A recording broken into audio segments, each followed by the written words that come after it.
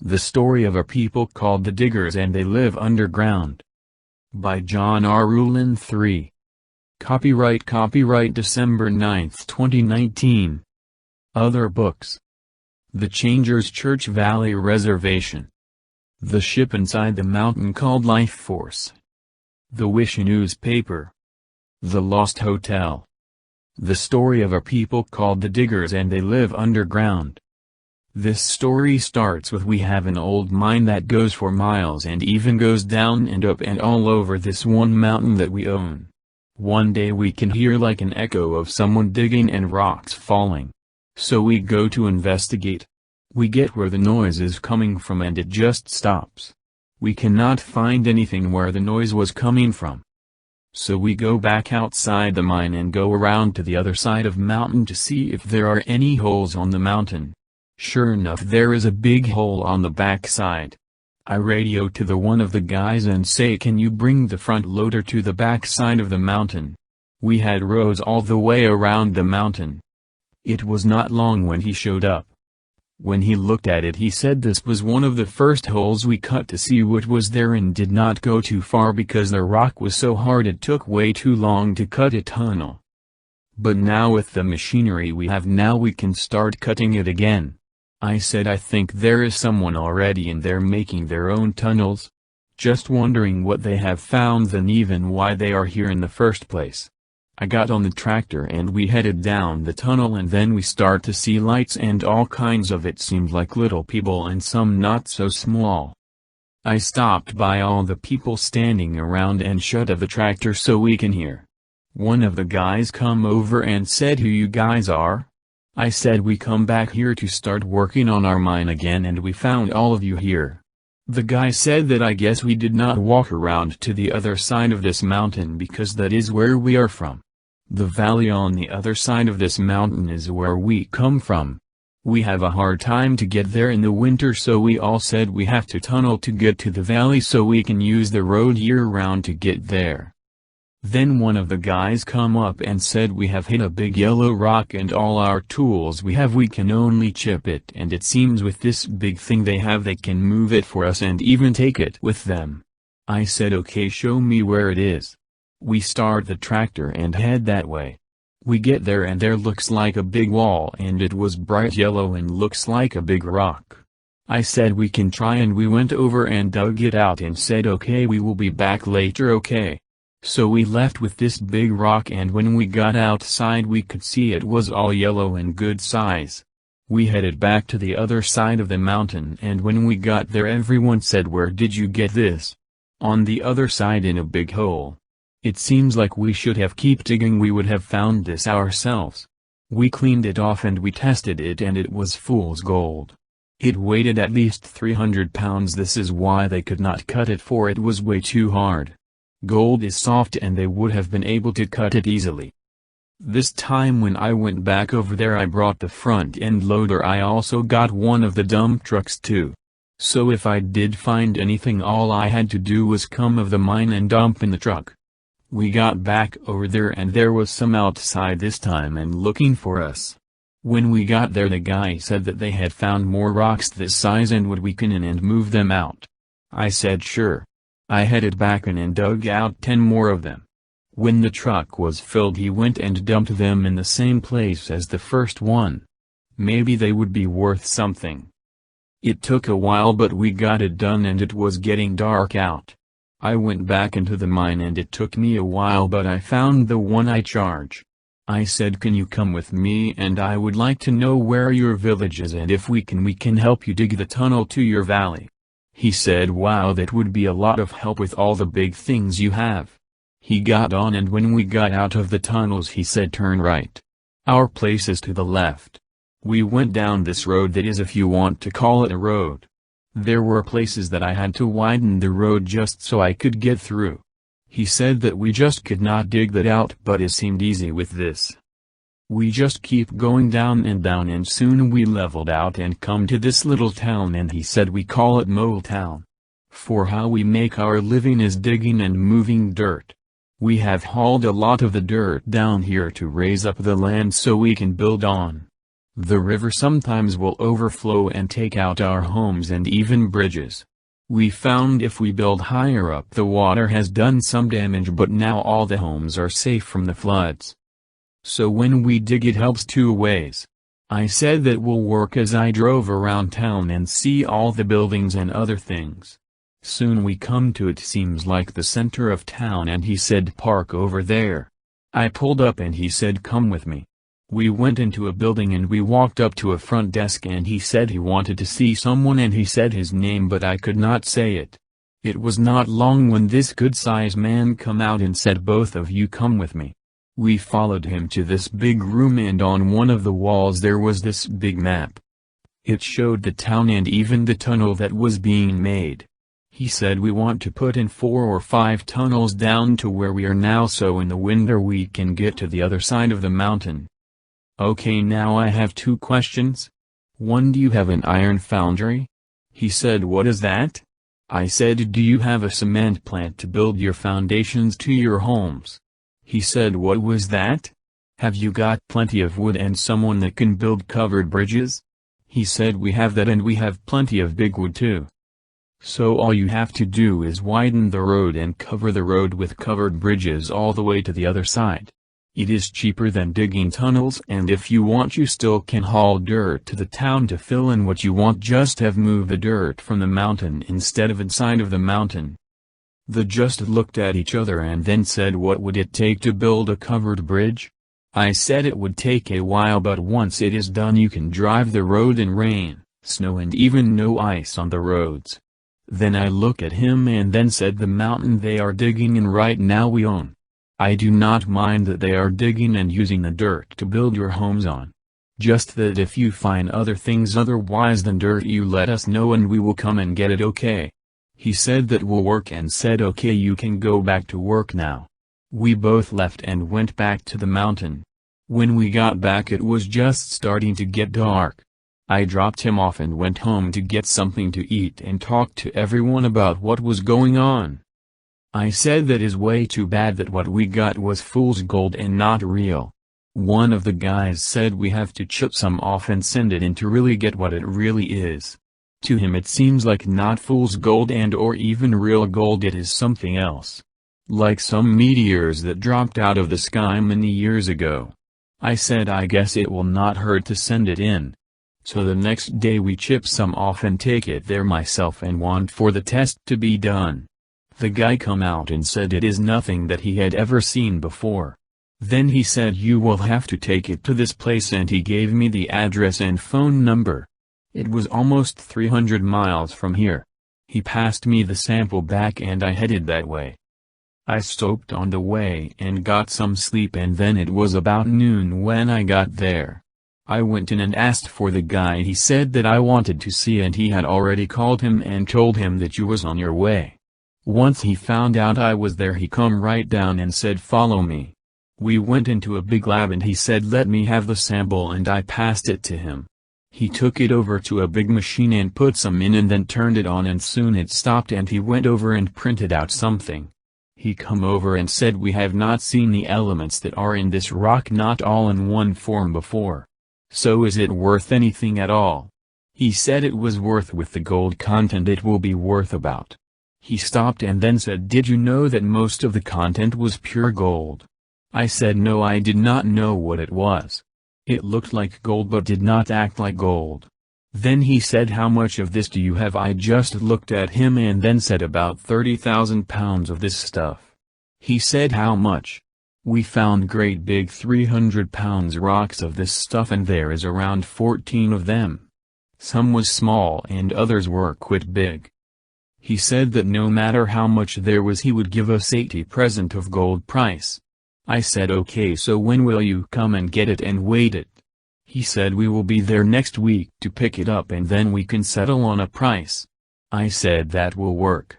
He said on your way out give the woman out front your address and all that stuff. I said okay and went out and give her my card and said if she needs anything just call. I headed back to the mine and got there later that day. I went to where all the rocks were and they were still there and wow, it seems like they are going to weight a lot. It was not long when the guy showed up and said, "Okay, where are the rocks that I can get and weight them and pay you?" I said, "Well, you will need more than that pickup to haul all the rocks I have." He just looked at me like I was crazy. He said, "Okay, where are they?" I guess he really did not know what he was standing by. I said, "Turn around." He turned around and said, "No way, no way, no way you have that much." I said, "Well, we have like 14 about the size, bigger or smaller." The one we weighted was about 300 pounds. After that we did not weight anymore. He just went over and looked at them with great big eyes and said, "I guess I will have to get some big dump trucks with weight built in." I said that would be okay and we can load them or you can load them. Then I said, "Okay, we will put the smallest one on your truck and then you can see what they are worth per pound and get back to us on what you want to pay per pound. Then we can go from there." He said okay, and we got the loader and put one in his truck and I made him sign for it, and with the weight of 236 pounds and a picture with him beside it with me in it too. He called me back about a week later and said, "When you can, I want you to come to the office." I said, "Okay, I can be there later on today." He said that will be good and hung up. I got ready and the wife was in the truck way before I even got there. When we got there we went in and the woman at the front desk see us and got up and said, "Follow me." We went to his office and she opened the door and said, "Have a seat." It was not long when he came in with some different samples of the rocks we had. He said the rock is like 99% gold and some other ore and we can separate it, but it takes a lot just to heat it up to separate the gold from the other components. "Okay, so how much will you pay for all the rocks we have then?" He said, "We can buy one rock at a time and pay you when we take one. The one we already have we will pay you 1,000 per ounce, so the total for this rocket? 3,776,000, and here is the check. Here is the contract and read it before you sign it, okay? I want you to know what you are signing." I said okay, and he said, "Here is the paperwork and the check and follow me," and he took us in a good size room and we both sat and read the contract. It was not really that long, but it had things like the price change of gold would change the price they pay for the gold from us. So if the price of gold goes up, so will what we get paid for it too. I even read the fine print that was at the bottom of the last page and will not sign it unless that fine print was taken off. He said that was the standard form we use and it protects us more than you think. But in turn it protects you too. So it is a win-win for both of us.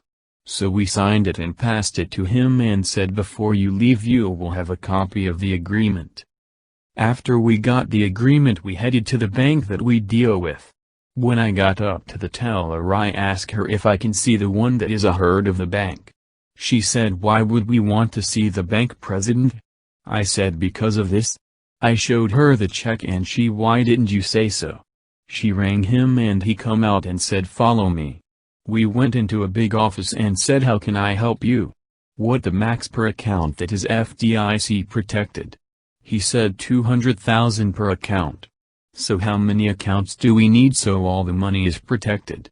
I passed him the check and said, "Wow, way too many."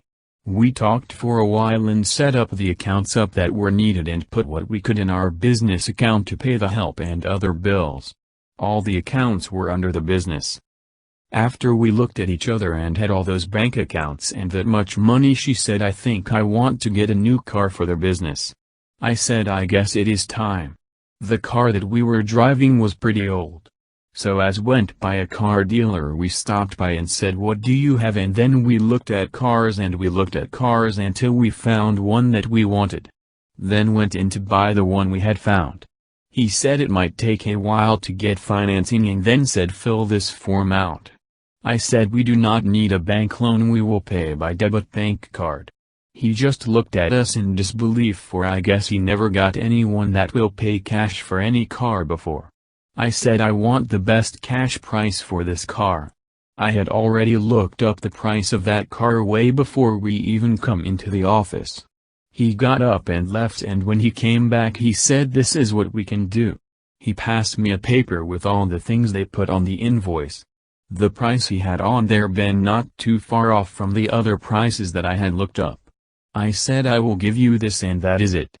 Go see if they will take that price including everything. We will pay that price right now. He got up and it was not long he come back with the price that I had put on there and we paid for it and said we will come back for our old car tomorrow. He said, did you want to trade this in? I said no, I want to give it to one of the kids to drive around in. Maybe later we might be back for something else because you did so much of a good job. He said park your car over there and it was not long when they brought our brand new car out and we got in and drove off right to a gas station. Then filled it up and went home. When we got there they see a different car and I said how you do like our new car we got for the business. What do you think of going to town in this now to go shopping or get parts? They all looked at it and said about all at the same time, wow, air conditioning. I said yup, that works just fine. The next day I sent 2 guys to get our car and when they come back the guy was trying to buy our old car because he said it was worth a lot in the shape that the car was in. He passed me his card and said call him. I called him and he said that he would give me this price for the car and get back to him if you want to sell it. I went on and looked up what the price of the car would be with all the toys we have on it and I was amazed on what come up. It was almost double the price that he would have paid for the car. Come to find out they only made about 10,000 of those cars and only 100 that was like mine. That is why everyone was after the car we had because it was pretty much one of kind. I called him back and he said okay, what are you asking for it? I gave him a price twice what he would pay for it and he said when can you have it here? I said this afternoon. Then we hung up and I got one of the workers to drive the new car and I drove the old one just to drive it for the last time. The wife was busy doing something so we headed out. We got there and the guy come right out and passed me a bill of sale and had the check. I read it and signed it, passed him the paperwork he needed and I had signed it and ready to go. We just passed papers and passed him the key and thank you and he jumped right in and drove off. Yup, we go back to the bank and deposit the check in the main business account and once the teller saw how much was in there before we even deposited the check she just looked stunned. We left there and went back and it was time to go back to work. Got one of the old trucks and went to the Potter's Village and when I got there the guy was like he had seen a ghost. He said come with me. So I followed him and he took me into this big room with a big statue on the far wall of big pot that looked like a big round short cooking pot. Something was coming out of the pot and jumped down and ran away. The guy raised his hands and went screaming out of the place. I just walked over and see a kid in the corner and I said why are you here and why was you in the pot? He said that his mom and dad had died and he had no place to go so he come here to sleep. I said okay, I want you to come with me. He followed me and we went to the town hall and I went in and said I would like to see the mayor. She said why? I told her who I was and she got up and got him. He come out and see me and said wow, what brings you here and who is the kid?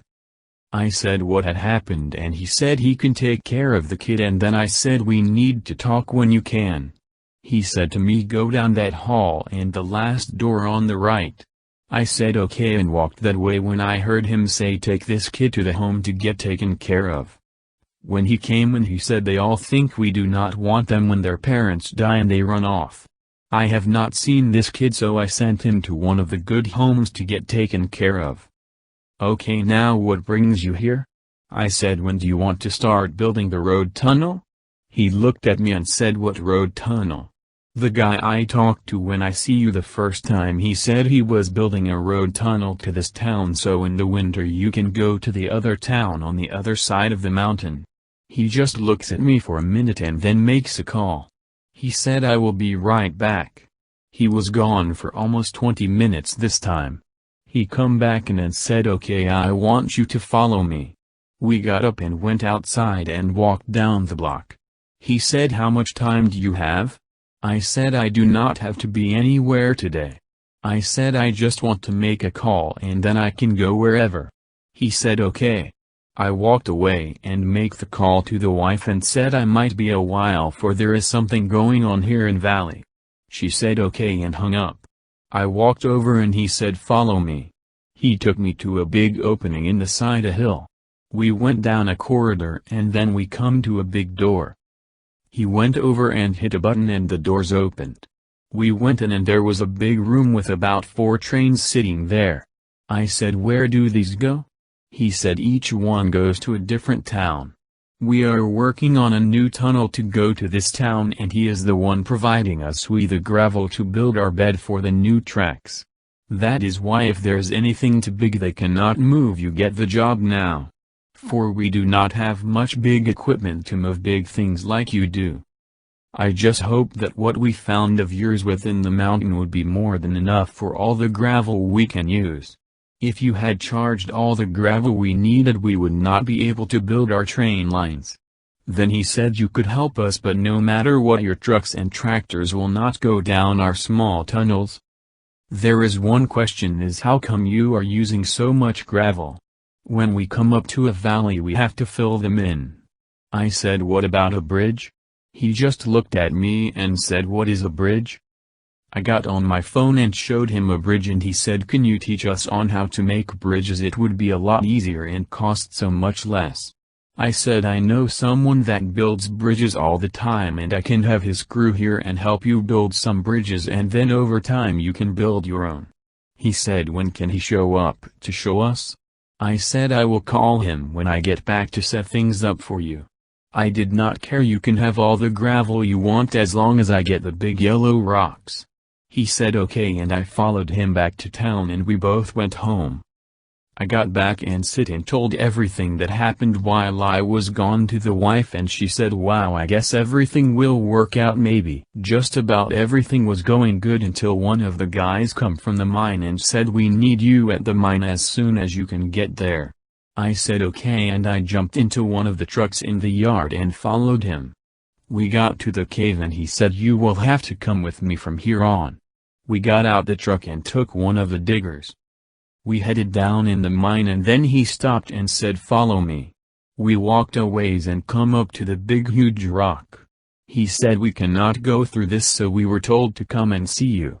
I got out of the digger and went over and grabbed the shovel and cleaned the rock off and sure enough it was one of the biggest yellow rock I have ever seen. This one must be the main one and the smaller ones was from this big one.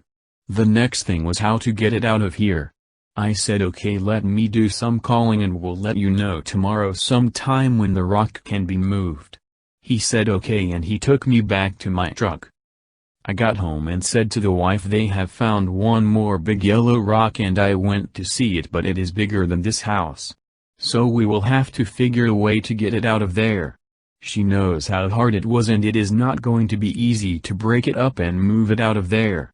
The next day I called the company that was buying our yellow rocks.